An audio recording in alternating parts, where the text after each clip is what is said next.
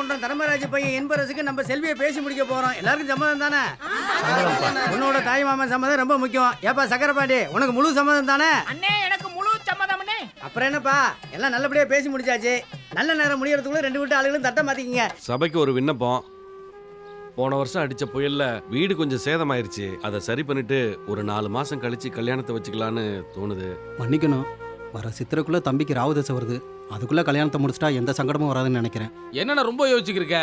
பொண்ணுன்னா நம்ம வீட்லயே வாழ போகுது. கல்யாணத்தை நல்லபடியா முடிச்சுட்டு வீட்டை சாகவாசம் ரிப்பேர் பண்ணிக்கலாம். அதெல்லாம் அப்புறம் பேசிக்கலாம். இப்போ எதுக்கு நீங்க தட்டை மாத்திட்டு சீக்கிரம் ஒரு நல்ல தேதியை பார்த்து குறிச்சு கொடுங்க.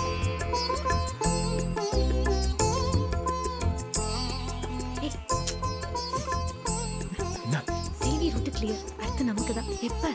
நமக்கு டைம் இருக்கு, அப்புறமா வரும். சரியா? எப்பயா டைம் வரும்? சுமார்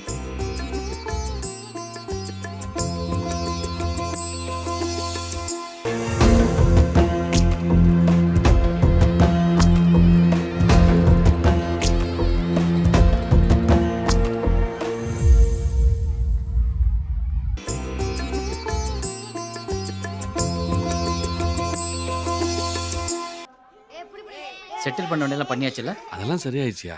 யாருக்கா பணம் கொடுக்கணும்னா சொல்லு, யோசிக்காத. தேவைப்படாதயா, வேணும்னா வாங்கிக்கிறேன். என்னங்க? சரியா? மாப்பிள்ளையும் பொண்ணையும் ராத்திரி எங்க தங்க வைக்கிறது? நானும் அதை பத்தி தான் அது ஒரு யோசிச்சு. பிரச்சனை இல்லைண்ணே. திண்டுக்கல்ல மாப்பிள்ளை பொண்ணுக்கு ரூம் போட்டு கொடுத்துடலாம். அது சரி வருமா? என்ன மாப்பிள்ள ஏதோ ரூம்னு பேசிக்கிட்டு இருக்கீங்க? பொண்ணு மாப்பிள்ளை தங்க வைக்கிறதுக்கு மாமா ராத்திரிக்கு. புள்ளையில மெத்த வீட்டுக்கு அனுப்பிச்சு விடுங்க. சும்மா பூட்டி தானே கிடக்கு. இருங்க உங்க அக்காட்ட சாவி வாங்கிட்டு வரேன். உனக்கு எதுக்குப்பா சிரமம்? மாப்பிள்ள நான் தாய் மாமே தள்ளி நின்னு வேடிக்கை பார்க்க சொல்றீங்களா? இருங்க சாவியோட வரேன். புள்ளைய நம்ம வீட்டுல சந்தோஷமா இருக்கட்டும்.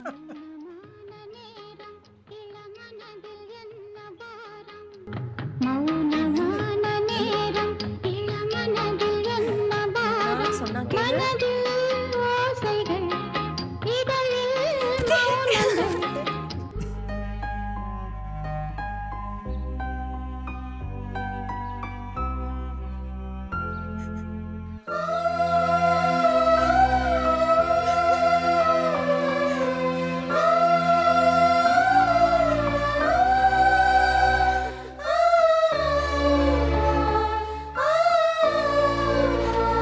என்ன மாப்பிள்ள கட்டில் மெத்தையோட சேர்த்து என்ன ஏத்துறீங்க? பத்திரம்.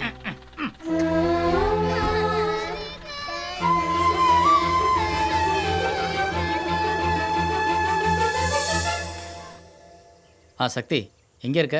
ஷெட்ல இருக்கேன் சித்தப்பா. சொல்லுங்க, என்ன விஷயம்? நீ உடனே கிளம்பி நம்ம நிலத்துக்கு வா. மதுரை பாட்டி வந்துட்டு இருக்காங்க. இன்னைக்கே பேசி முடிக்கட்டும். நீ சீக்கிரம் வா. சரி சித்தப்பா, 10 நிமிஷத்துல அங்க இருப்பேன். நம்ம வாங்க போறோம், நல்லா பாத்துக்கிறேன். நல்ல இடமா இருக்கு. நீங்க என்ன வேலை சொன்னாலும் முடிச்சிடலாம். அப்படியே சூட்டோட சூடா மதுரையில் ஒரு நல்ல இடமா பார்த்து ஒரு புது லாரி கம்பெனி திறந்துருவோம்.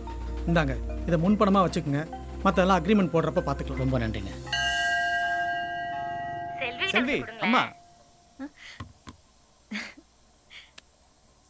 மா, ஏண்டி மாரிமுத்தாண்ணன் கிட்ட மீன் குழம்பு வச்சு கொடுத்தனே? ஆமாம்மா, இப்பதான் வீட்டுக்கு வந்து கொடுத்துட்டு போனாரு. எப்படி இருந்துச்சுன்னு சொல்லவே இல்ல. ரொம்ப நல்லா இருந்துச்சுமா. என்ன கொஞ்சம் காரம் தான் அதிகம். ஏண்டி எப்போ சாப்பிட்ற உரப்பு தானே? எனக்கு பிரச்சனை இல்லை, நான் தாங்கிப்பேன். ஆனா உன் பேரன் தாங்கிப்பானா? என்ன சொன்ன? ஆமாம்மா, நாள் தள்ளி போயிருக்கு. அண்ணே அண்ணே உங்களுக்கு கொடுங்க. என்னாச்சு? முழுகாம இருக்கா? அப்படியே கொடுங்க. என்னடா அம்மாடி செல்வி, அப்படியாம்மா? அம்மா சொல்றது உண்மையாம்மா? ஆமா சித்தப்பா. பாத்துக்குமா? போட ஒரு நிமிஷம், ஒரு அக்கா, நிமிஷம். சீக்கிரம் என்கிட்ட கொடு. இந்த அம்மா செல்வி, கேட்கறதுக்கே ரொம்ப சந்தோஷமா இருக்குமா. பார்த்து சூதானமா நடந்துக்கமா. வேலைக்கு சாப்பிடுமா. நாளைக்கு எல்லாரும் மதுரைக்கு வந்து உன்னை நேர்ல பாக்குறமா. அப்படியே சத்தியத்தை பேசுறமா. சூப்பர். இரு, நான் தர்மா சித்தப்பா கான்ஃபரன்ஸ் கால் போடுறேன்.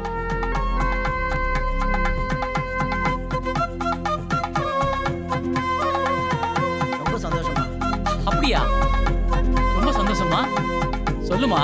நீயே ஒரு பாப்பா, உனக்கு ஒரு பாப்பாவா?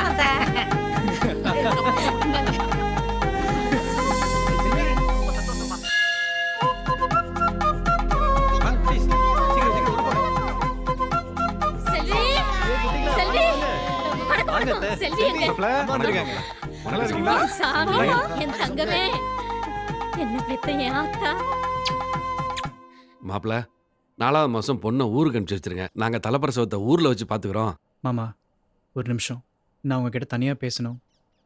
நான் செல்வியை ஊருக்கெல்லாம் அனுப்புறதா இல்லை. என்ன மாப்பிள்ள சொல்றீங்க? ஆமாம் மாமா, முத நாள் ராத்திரி அத்தாச்சி கொல்ல பேசிருச்சு. அது இன்னும் என் மனசில் அப்படியே தான் இருக்கு. நான் என்ன செய்வேன்? ஒத்த ராத்திரியில இப்படி வீடையே ரெண்டாக்கிட்டு போயிருச்சீங்களே. கழுதி. மாமா உங்ககிட்ட சொல்லிட்டு போலான்னு வந்தேன். ஆமா அத்தாச்சி எங்க? அத்தாச்சி வீட்டு வேலையா இருக்கு, நான் சொல்லிக்கிறேன். நீங்க கிளம்பு. சொந்தம்னு கொண்டு வந்து வீட்டுக்குள்ள விட்டீங்க. அதுகளுக்காவது அடுத்தவங்க வீடுன்னு அறிவு இருந்திருக்கணும். அதாவது அவளுக்கு பிரஷர், அதனால ஏதாவது கத்திக்கிட்டே இருக்கா. நீ எதுவும் மனசுல வைக்காம போயிட்டு வாப்பா. நீங்களே நல்லா யோசிச்சு பாருங்க மாமா. செல்வியை ஊருக்கு கூட்டி போய் எங்கே வச்சு பார்த்துக்குவீங்க? எப்படி கவனிச்சுக்குவீங்க? நான் ஏற்கனவே முடிவு பண்ணிட்டேன். என் பொண்டாட்டிக்கு அந்த அலகழிப்பெல்லாம் தேவையில்ல மாமா. நாங்கள் பிரசவத்தை எங்கள் மதுரையிலே வச்சு பார்த்துக்குறோம். பிறக்க போகிறது பேரனோ பேத்தியோ நீங்கள் இங்கே வந்து பார்த்துக்கோங்க. இல்ல மாப்பிள்ள, தலைப்பிரசவத்தை தாய் வீட்டில் பார்க்கறதா முறைன்னு சொல்லுவாங்க. அதுதான் கௌரவமும். இல்லைன்னா 4 பேர் 4 விதமா பேசுவாங்கப்பா. மாமா என்னை மன்னிச்சிடுங்க. நான் எனக்காக வாழணும், அந்த 4 பேருக்காக வாழ முடியாது.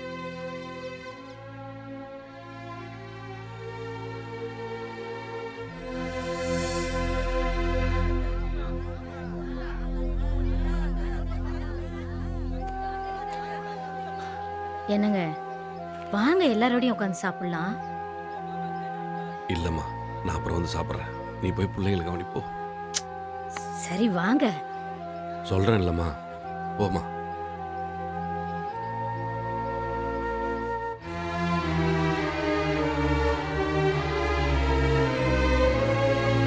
லாரிக்காரங்களை சாப்பிட எல்லாத்தையும். என்னண்ணே முகம் வாட்டமா இருக்கு? மாசமான பிள்ளைய பாட்டு வந்த சந்தோஷம் கொஞ்சம் கூட முகத்தில் இல்லையே.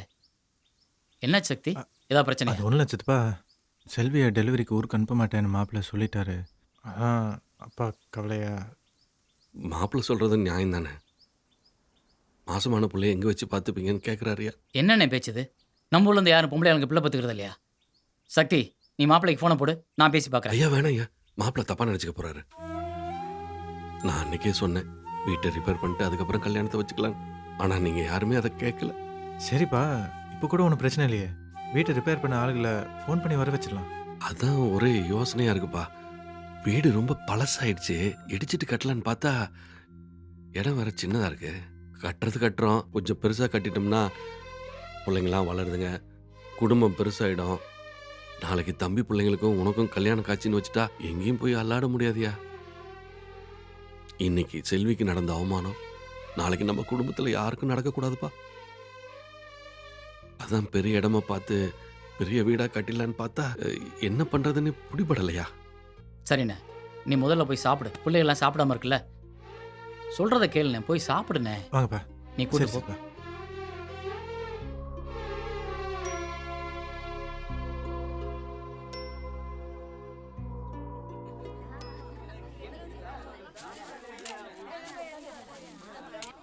சக்தி, அப்பா சாப்பிட்டார்ல? சாப்பிட்டுட்டு இருக்காரு. சாப்பிட்ட உடனே நம்ம நிலத்துக்கு கூட்டு வா. சரி பா, வந்தாச்சுப்பா. என்ன முத்துப்பாண்டே கூப்பிட்டு விட்டுருக்க? அண்ணே, இந்த இடத்த நல்லா பார்த்துக்க. இங்கே தான் நீ பெரிய வீடாக கட்ட போற. என்னையா சொல்ற? ஆமாண்ணே, உன் மனசு போல நல்ல பெருசாக தாராளமாக ஒரு வீடு கட்டி நல்லா இருக்கலாண்ணே. இந்த இடம் போதும்ல? சித்தப்பா என்ன விளையாடுறீங்களா? இடத்துக்கு விலை பேசியாச்சு, கை நீட்டி அட்வான்ஸ் வேறு வாங்கியாச்சு. நாளைக்கு அக்ரிமெண்ட் வேற போடணும், தெரியும்ல? டேய், அதை நான் பார்த்துக்கிறேன், நீ சொல்லுண்ணே. என்னையா, நான் ஏதோ மனசு கேட்காம புலம்பிட்டு இருந்தா அதை போய் பெருசா எடுத்துக்கிட்டு நீ இந்த இடத்த வித்து தான் மதுரையில் ஏதோ பெரிய லாரி கம்பெனி ஆரம்பிக்கணும்னு ஆசைப்பட்டியப்பா. கம்பெனி என்ன கம்பெனி, அடுத்த வருஷம் கூட ஆரம்பிச்சுக்கலாம். ஆனால் செல்வியோட பிரசவம் நம்ம ஊரில் நம்ம வீட்டில் நடக்கணும். அதானே நமக்கு பெருமை. என்னென்ன யோசிக்கிற? சரின்னு சொல்லேன். சரியா? அப்ப நீ ஒன்று பண்ணு, மதுரைக்காரருக்கு என்ன விலை வச்சியோ அதை சொல்லு, அதை நான் அப்படியே தந்துடுறேன். இடத்து காசு கேட்டேனா? நான் சொல்லுனே, நான் கேட்டேனா? இந்த பார், இடத்து காசையும் சேர்த்து உன் மனசுக்கு பிடிச்ச மாதிரி தாராளமாக பெரிய வீடை கட்டுன்னு தானே சொல்கிறேன். சரியா? அப்போ நான் ஒன்று பண்ணுறேன், நீயும் வர்ற காசெல்லாம் தொழிலில் போட்டு முடக்கிட்டு இன்னமும் லாரி செட்டு ஓட்டி விடுன்னு தம்பிகளை வச்சு அல்லாடிக்கிட்டு தான் இருக்க. உன் இடத்துல வீடு கட்டுறதுன்னு முடிவான பிறகு உனக்கும் உன் தம்பிகளுக்கும் சேர்த்து எனக்கும் என் தம்பிகளுக்கும் சேர்த்து நம்ம எல்லாரும் ஒன்றா வாழ்கிற மாதிரி இந்த இடத்துல ஒரு பெரிய வீடு கட்டுமியா. என்னையா சொல்கிற? நான் வேற இடம் தான் தரேன்னு சொன்னேன். ஆனால் நீ எல்லாரும் சேர்ந்து வாழலான்னு சொன்ன பார்த்தியா? பேச்சியம்மா பத்த பிள்ளைன்னு அவசரமாக நின்று காட்டிட்டேனே. ஆமையா, நம்ம திரும்பவும் ஒன்று மண்ணா ஒரே குடும்பமாக வாழணுன்னு பேச்சத்தை கொல்ல ஆசைப்பட்டு செத்து போச்சு. கண்டிப்பாக உன் ஆசை நிறைவேறும்ண்ணே. சரி, வீடு கட்டுறதுக்கு எவ்வளவு பணம் வேணும்? என்னப்பா இடத்துக்கு நீ காசு வாங்க மாட்ட, வீடு கட்ட மட்டும் நான் காசு வாங்குவேனா? இங்கே பாரு, இடம் ஒன்றுது, வீடு கட்டி முடிக்க வேண்டியது என்னோட பொறுப்பு. இந்த இடத்துல நம்ம எல்லாரும் ஒன்று மண்ணா சேர்ந்து வாழ்வோம்ப்பா. என்ன சத்தி சொல்கிற? அண்ணன் தம்பிக்கு நடுவில் என் பேச்சு எடுபடுமா? சரி சித்தப்பா, அப்படியே மதுரக்காரன்ட்ட ஃபோன் பண்ணி அக்ரிமெண்ட்டை கேன்சல் பண்ணிடுங்க. சரி, அதை நான் பார்த்துக்கிறேன். நீ அப்பாவை கூட்டி வீட்டுக்கு போ. சரிப்பா, அப்போ நான் வர்றேன். ஹலோ அண்ணே, என்னை மன்னிச்சுக்கங்கண்ணே. அந்த இடத்த நாங்கள் இப்போ விற்கிறதா இல்லை. என்னப்பா சொல்ற? நான் பேசுனதை விட கம்மியா இருந்தா சொல்லு, 10 லட்சம் எக்ஸ்ட்ரா சேர்த்து தரேன். ஐயோ அண்ணே, பணத்துக்காக இல்லைண்ணே. நாங்கள் அண்ணன் தம்பியெல்லாம் ஒன்றா சேர்ந்து அந்த இடத்துல ஒரு பெரிய வீடு கட்டலான்னு இருக்கோம். நீங்கள் ஒன்றும் தப்பாக எடுத்துக்காதீங்கண்ணே. சரியா சந்தோஷமான விஷயம்தான். சரி, அந்த ப்ரோனோட்டை பையன்கிட்ட கொடுத்து அனுப்புறேன். நீங்க மறக்காம அந்த அட்வான்ஸ் செக்கை அவங்ககிட்ட திருப்பி சரிண்ணே கொடுத்து விட்ருங்கண்ணே. ரொம்ப நன்றிண்ணே.